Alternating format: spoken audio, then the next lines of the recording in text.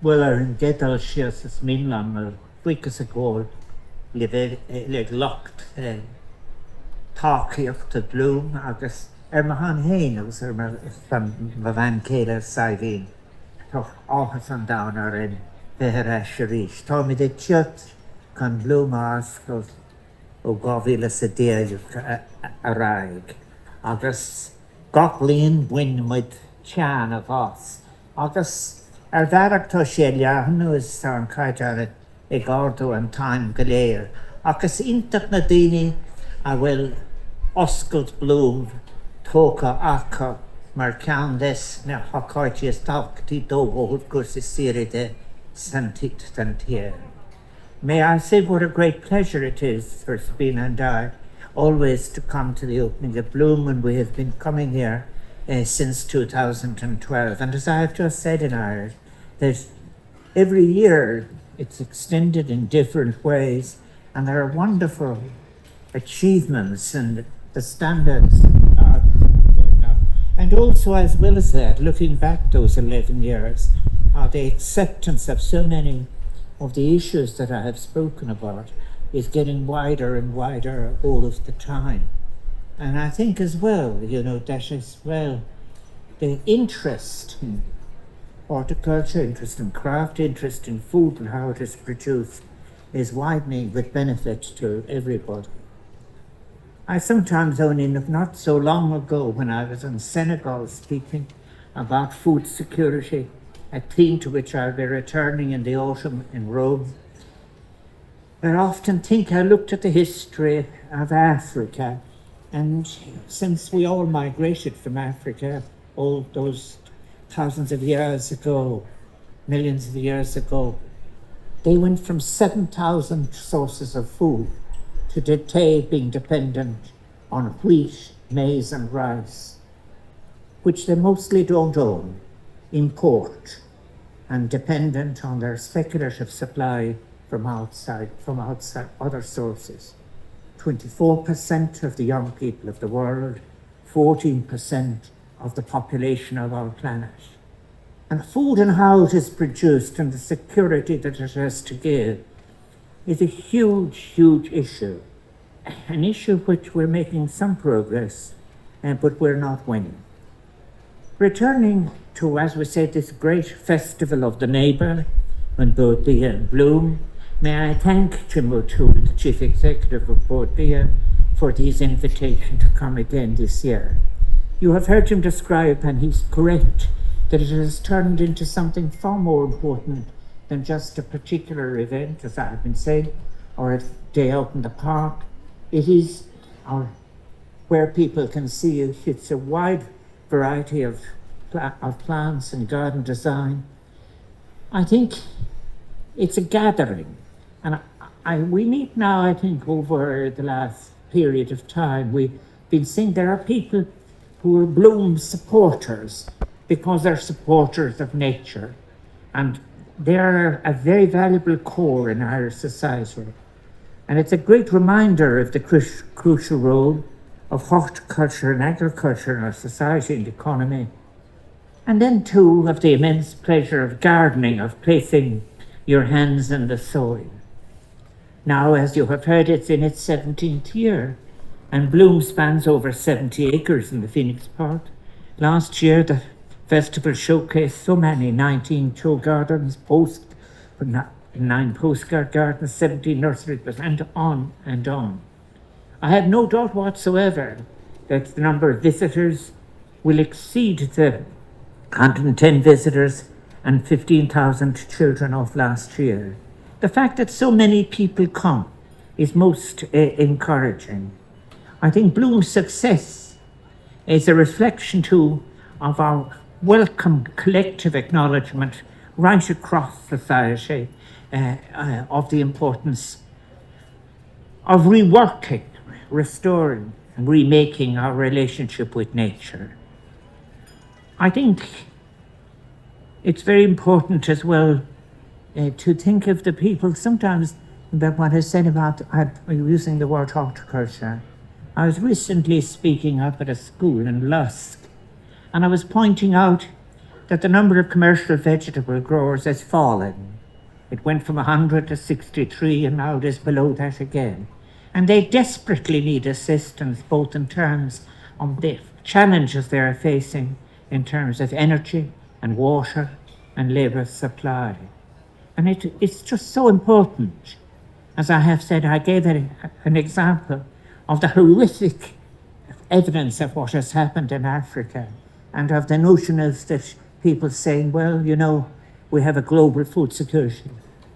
Each space is different, both in terms of its needs and in its capacities, and we must look after ours. I mentioned the acknowledgement that is there now that people are anxious to do, and the evidence is there that people are trying harder and doing better, both in terms of the choices they're making in food production, in relation to horticulture, and in relation to their own behaviour. And they are not to be discouraged if some of the most powerful countries in the world, the main sources of the problem, are in fact actually shifting their attention to traditional production, for example, of military means. The fact of the matter is we all can only take responsibility for that for which we can in fact do. And I so congratulate those who are concerned about the runaway biodiversity loss.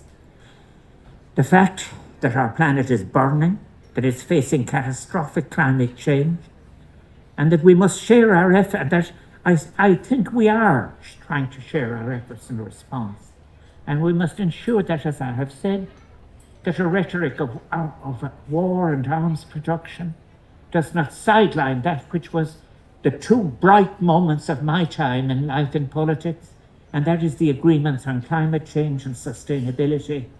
It was one of those rare international achievements that rang around the world, and we must make sure that we're not distracted from it by the notions of, in fact, that our future is to be one of endless war and endless production of drones and missiles that in fact can conduct destruction on civilians and their habitats at huge distances. The consequences of climate change are no longer ones for abstract debate. They're reflected not only in the threat, but the actual experience of rising sea levels and of the uncertain changes that are taking place in weather events. And we must make ourselves aware of how the consequences are unequal. It's just a shocking thing to think of, and I often look at that and regularly try to draw attention to the people in the Horn of Africa who are responsible for 0.024 of emissions. And they are the people who are starving, and they are the people who are looking at the desertification of their lands, and their cattle are dying spread across the desert. There is just, this is the next stage. This is why climate change and all of those issues of sustainability are not separate from the fact of a deep, deep inequality. Those who are threatening our existence are among the most powerful and are the slowest to respond and take their responsibilities in relation to international conventions. And those who are paying the price are those who contribute at least. But I know that I'm speaking to the converted on all of this when I'm speaking to people in Bloom, because you are the people who celebrate by coming to Bloom, how you respect a balance in nature and how important it is to have a sustainable forms of economy in balance with ecology, and also that pays at least some attention to issues of social justice. We are in a very grim place.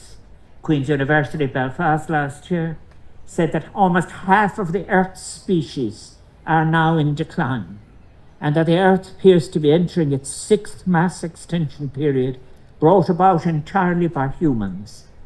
The time to recognize this phenomenon, they say, as occurring has already passed, and they know that now is a pivotal time to protect the future integrity of biodiversity and thereby the persistence of humanity.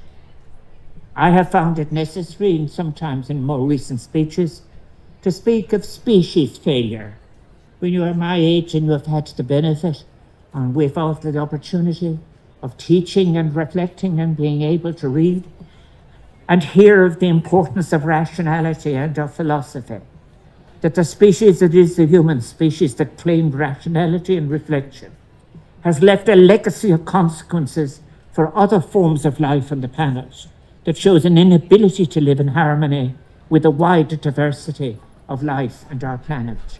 That's what at Bloom is so important. It shows how all different forms of life can in fact actually be allowed to live.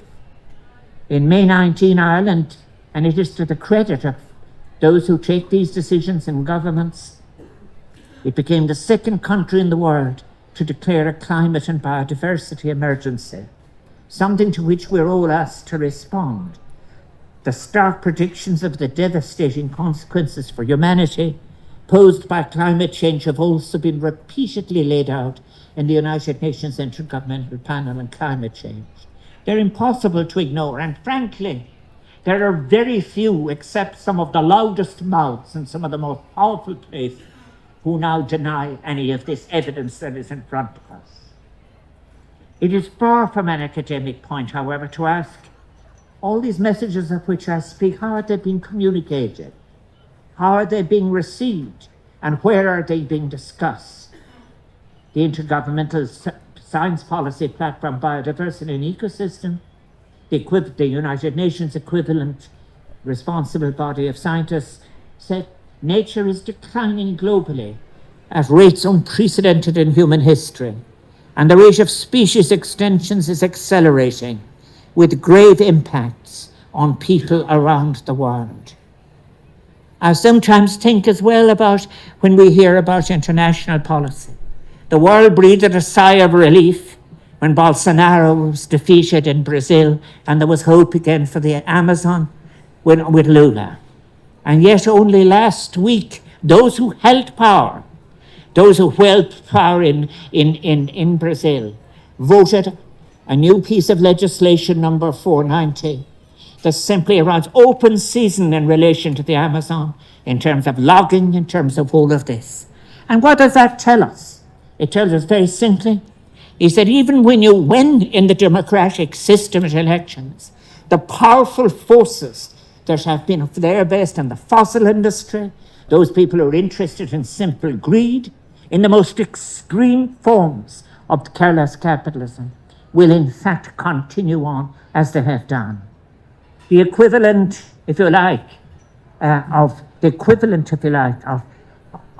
Bolsonaro, speaking only 3 days ago, said, the indigenous people of Brazil are 0.4% of the population, and they're living on 14% of the territory.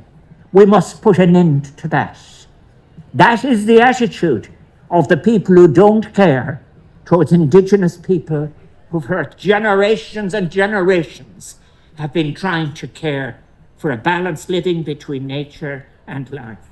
So they haven't gone away at all. And that is why it is so important that we identify those, in fact, who will stand in the way of what the people want by way of better balances between ecology, economy, and society.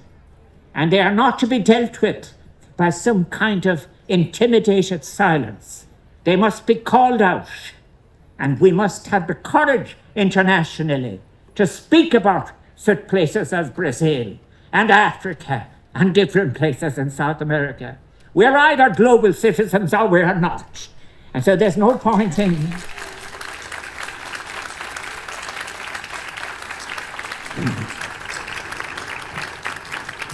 a few days ago, in a piece in Nature, 40 international scientists have written that humans have exceeded 7 of the 8 Earth system boundaries they identified. They suggested that existing practices of unsustainable resource extraction and unrestrained consumption are undermining the essential systems, pushing our planet towards an irreversible point from which recovery will be near impossible. And we've had, and I pay tribute to them, those youngsters in Dallas who attended the Citizens' Assembly on Biodiversity and came up with 159 recommendations in calling on the state to take prompt, decisive and urgent action to address biodiversity loss and restoration, and to provide leadership on protecting Ireland's biodiversity for future generations. What's a test in that very, very much? I mean, there's a real difficulty about what people have in fact become used to for the last 50 years of our existence in Ireland, is losing the inability to think long. The inability to think long. Again and again, when I think of the gardens around Ireland and those of people who planted and cared for different forms of life on the basis they would never live to see it come to fruition, but it was important for future generations. And it is the same in every area of our social policy, to get out of the tyranny of short-term thinking and to think long and structurally in every area of our life. I think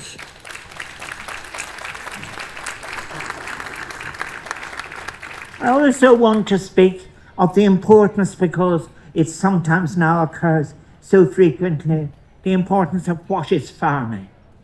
Farming is about those who are close to the earth and those who are close to and care for animals. And there is a big distinction between the practice and experience of farming and the ownership of land. A big distinction between those, in fact, who want to know how soils should be treated and rotation and take advantage of the sciences that are there, and those who simply see land as part of a property portfolio. And we must talk to our farmers in a way in which we will be able to do things together. 30 years ago, when I had responsibility for heritage, there were agreements I made about farming, some of which were broken, but one that was not. And it was very much the scheme in relation to the burn. Prince Charles, now King Charles, often spoke to me about it, and he speaks about it. He admired it. And we saw the people down there did something very interesting in relation to a way of being farming with using traditional practices, but also doing so efficiently. I'm so proud of what they did and what they achieved. And I know now that there is a national scheme. And I do hope that the difficulties that have arisen between that innovative scheme and the new designed national scheme I hope that they can be quickly solved. Because you don't do any of this on paper. The farmers down in the burn and all of the rest of it drew on not only what was possible and what you needed assistance with, they drew on wisdom. And that is something that isn't easily found always on the paper. I think that we need to implement all of those recommendations of the Citizens' Assembly with enthusiasm. And we can all be influenced in our own ways. This is what's good around, actually, when great changes take place in the world. It begins with a murmur, and people begin to talk to each other, and people share with each other. And that is the whole recovery that is needed, to move away from individualistic thinking and to be able to listen to each other again and to be able to be close to each other. And that's why I think, for example, when they say people take great advantage from bloom, is what you're doing in your garden for those who have a garden. And there are many who do not have a garden. And that's the great advantage when I visit the Fingal's Club, for example. We must develop more and more community gardens and enable people to, for example, to share the opportunity to grow food and be interested in plants or whatever. And the good news is that in the schools they're encouraging this, and there's a huge public enthusiasm for it. I think as well there are other things as well. There are fashionable notions of hard surfaces that came into being over the years that can be readjusted. I hope in many ways that this is what is important. My message isn't at all a melancholy one. It is that I see the capacity that is there to do everything differently and better and with sensitivity, and be able to share with each other the enthusiasm.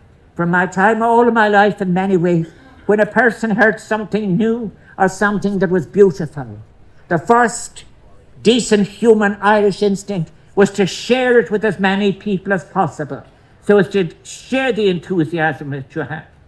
I'm very happy to thank publicly Trinity College and their scientists in the OPW for the biodiversity survey we did at Áras an Uachtaráin.